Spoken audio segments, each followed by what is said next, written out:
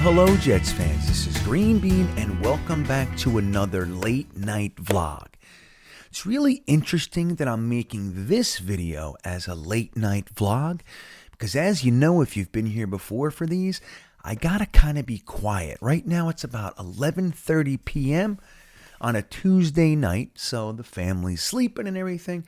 And this is one of those videos where I'm actually kind of amped up to talk about it. I'm a little bit pissed, if I'm going to be completely frank. So I got to make sure that my volume stays at a certain low roar. We'll see how it goes. I already felt myself getting loud a few seconds ago.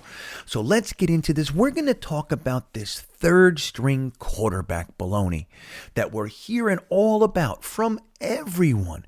Miami Dolphin fans are screaming and yelling about it on the internet, on YouTube, on whatever, social media platforms.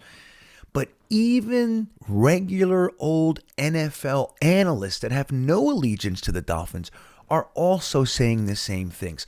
Maybe some people that predicted the Jets to be 0-5 right about now, they're talking about it.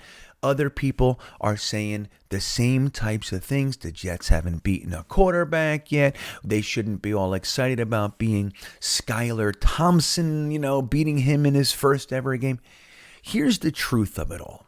I want to remind everyone why we were in the situation that we're in, and then I want to give everybody just a little brief history lesson and why you can't have it both ways. Okay, it's one or the other.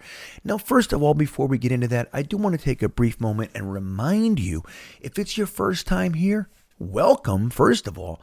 But second, we like to ask you for a little favor. One of those things is, if you're enjoying the video, go ahead and hit that little thumbs up button. It helps the channel a great deal. And if you haven't subscribed to the channel yet, now is the perfect time. Little rectangular button that says subscribe.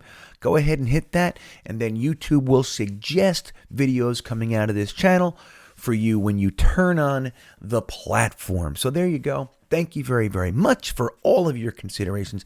Now let's get into why it is that the Jets and Dolphins were in this situation where so many people could cry hysterically over it. First of all, numerous Dolphin fans, some my friends, some on the interweb, talking about it shouldn't even be Teddy starting. They would rather see Skylar Jenkins, Skylar McGoogle starting. They really believed in him. He had a great preseason. They were all excited about Skylar coming in and saving the day.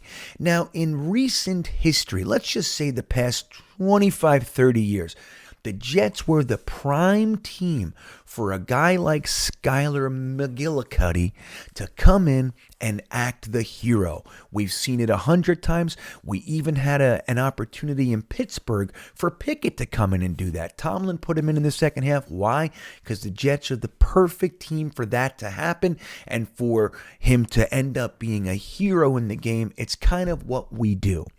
So the excitement about Skylar coming in was palpable. But let's talk about why was he even in there in the first place? Well, first of all, we have this situation where the number 2 quarterback was starting. Now, that's Teddy Bridgewater, a guy who was on the Jets briefly, but we know is a well-traveled quarterback, a very good quarterback. Why is he there in the first place? Well, because Miami is such a shady organization that they had this scenario where their starting quarterback, Tua Tagovailoa, whose bell was clearly rung. I'm not saying he didn't have a back issue. I'm saying that he was clearly not right. You don't shake your head for a back issue, okay? He was shaking his head on the sideline. That's what was going on. His offensive lineman had to pick him up. They were all concerned. The NFL and the Miami Dolphins doctors didn't think they needed to do it. They swept it under the rug. They put him back out there the next week, which was 4 days later, and we all know what happened there. So now the NFL is under a lot of scrutiny. They're under a lot of scrutiny. So when Teddy Bridgewater, the second string quarterback, comes in, the Jets, by the way, this all counts as something that happened in the game. Teddy Bridgewater was starting, first offensive play in the game. The Jets dial up a pretty wicked blitz. Rookie Sauce Gardner comes barreling in. lays Teddy Bridgewater out. He panics, throws the ball into the ground. That's intentional grounding in the end zone, and we get a safety. Now, the NFL, who's now uber sensitive, particularly with the Miami Dolphins, says that Teddy Bridgewater can't come back in because of the concussion protocol. So here comes third string quarterback. Now, whose fault is it that that's the way it is? I have to say that the trying to sign Tom Brady behind closed doors, little secret meetings on boats, maybe that team sweeping to his injury under the rug, maybe just maybe it's your damn fault. And maybe just maybe it was actually the Jets who knocked your number 2 quarterback out of the game. I don't want to hear it. I don't want to hear it from you. That's why your third string quarterback was in the first place. Your fault. And the Jets' fault for getting you there. That's called football. But let's now take a little look at last year. Now, as we know, the Miami Dolphins were a winning organization last year. They won 9 games. Ooh, remember how excited all the Dolphin fans were? I heard it all from every corner of my Dolphins universe. 2 years in a row with a winning record, and they didn't make the playoffs. That is what it is. But they were all happy about their winning record. Now, how'd you get there? How'd you get to the winning record? Well, let's just take a look at the Jets games that we played against Miami Dolphins last year. Let's just see what the scenarios were that you're so happy about, Dolphin fans. Okay, so the first game we played was November 21st. Now, let's just take a look. Here we go. This is the injury situation for last year's games against the Dolphins. As you can see right here, this is the column where the Jets and Miami game is documented. Okay, so let's just look at what the Jets looked like. Now, number one, we have 14 players on IR. So let's take a look at that. 14 players is a lot, a little bit more than normal, isn't it? So let's take a look at who those players were. Do they matter? Or are they a bunch of scrubs? So let's look. Number one, we have our starting left tackle. He's gone. Mekhi Becton. He's out. He's on injured reserve. Then we have reserve guard Cameron Clark. Now, in your defense, he didn't really play much for us ever, so that is what it is, but he's on IR as well. Then you get down here. This is Noah Dawkins, who was a reserve linebacker. Not the biggest impact, okay? But then we get down here to Brandon Echols, who was a starting cornerback for us last year, okay? So we have our starting cornerback, our starting left tackle. We have a reserve offensive lineman, linebacker, and here a reserve tackle, pretty much our swing tackle last year. Then you got Parker Ferguson. He doesn't matter either. He wasn't a starter. But then we get into this little section. Bryce Huff. Bryce Huff was our starting defensive end last year. LaMarcus Joyner was our starting safety last year. Tyler Croft was our starting tight end last year. Carl Lawson was our other starting defensive end last year. Zane Lewis, Marcus May, starting safety last year. Let's go down here a little bit. You got Leroy Reynolds, he didn't do anything. You have Nathan Shepard, who's questionable. Jamian Sherwood, a rookie, but starting linebacker when he took over right around here. Elijah Vera-Tucker was banged up, but played. And look at this. Starting quarterback Zach Wilson. Now, this happened to be a Joe Flacco game, but hey, it's Joe Flacco. He's a wily vet, right? You see this right here, 11-21. That's when we played you. So you can say, yeah, Joe Flacco's not Skylar Thompson or whatever. That's all well and good.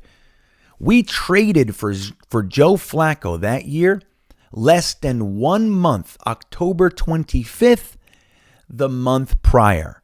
So he wasn't even on the Jets with this organization for a month, and he was in there starting. So not exactly the type of game, if we're going to whine and cry and complain, not exactly the type of game I would be boasting about winning, right? So look at all those guys. Now let's jump over to December 19th. Here's the other game. First of all, the Dolphins beat us 34-21. And we had 13 players on IR, with 11 of them being starters. Wow, look at this. This is even worse. You got Becton again, but now we add starting running back Michael Carter, rookie. Our electric running back, Michael Carter, is gone. Got Cameron Clark again. But then we add wide receiver, starting wide receiver, Corey Davis, our big free agent wide receiver that year. And you go down here, you got Noah Dawkins again. You got LDT, who was questionable but did play. Then you got this one, George Fant. So we already had Mekhi Becton out. George Fant was the guy who came in and ended up playing left tackle for us. Now he's out. So we got 2 tackles out of the game. You got Dan Feeney, who was playing. He's fine. Parker Ferguson again. Then we get down to this. Now Bryce Huff, LaMarcus Joyner, Tyler Croft, Carl Lawson, Zane Lewis, and Marcus May are all still out. But let's go down here and add this. We got Elijah Moore, our other starting wide receiver. Now we got our starting running back, starting wide receiver out, in addition to all the other guys, and our second starting offensive left tackle.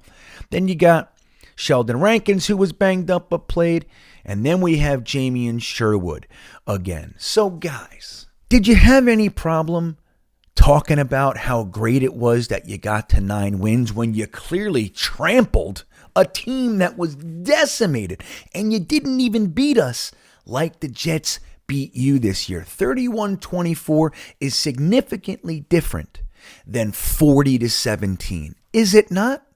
And the first week, we only had a quarterback here for 3 weeks or so before you played him. Because if you guys remembered this and the type of team that you got 2 victories off of last year, you probably would keep your mouths shut when talking about how the Jets beat you this year. That all said, I hope you have a wonderful evening. Keep crying, Dolphin fans. See you the last game of the year down there in Miami, where we're going to beat you again. Have a great night, everybody, and go Jets.